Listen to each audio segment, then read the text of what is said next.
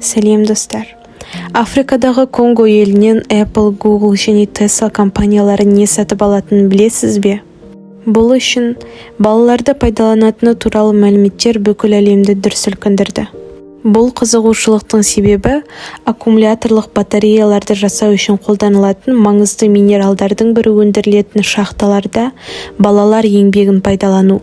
Ең алдымен кобальт смартфондар мен ноутбук өндірушілеріне қажет, және осы техниканың сатылымының артуымен металл өндірісі де өсуде. Бірақ қауіпсіздік техникасының бұзылуы және балаларды шахталарда пайдалану құқық қорғаушыларда балалар өлімінің саны да артуда деп алаңдаушылық туғызуда.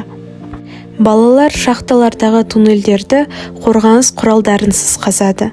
Жаңбыр мен тіректердің болмауына байланысты туннельдерде құлау жиі кездеседі. Жұмысшылар бетперде де қолғапта кимейді.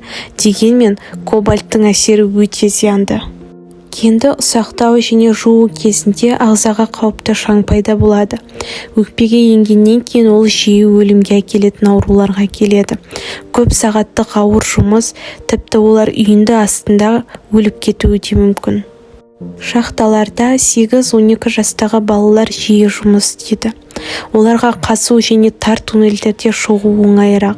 Ал шахталардың бірінде журналистер кобальт жинап жатқан 4 жасар қызды көрген. Балалар күніне 12 сағаттан жұмыс істейді. Осылай ауыр жұмыс деп балалардың алатын күндік табысы небәрі 1000-1500 теңге ғана. Бұл жағдайда азық-түлікке ақша жетіспеді. Конго тұрғындары тіпті компанияларды сотқа берді. Бірақ әлі күнге дейін ешқандай нәтиже жоқ. Достар, егер сіздерге видео ұнаған болса, комментарий қалдырып лайк басуды ұмытпаңыздар. Келесі кездескенше.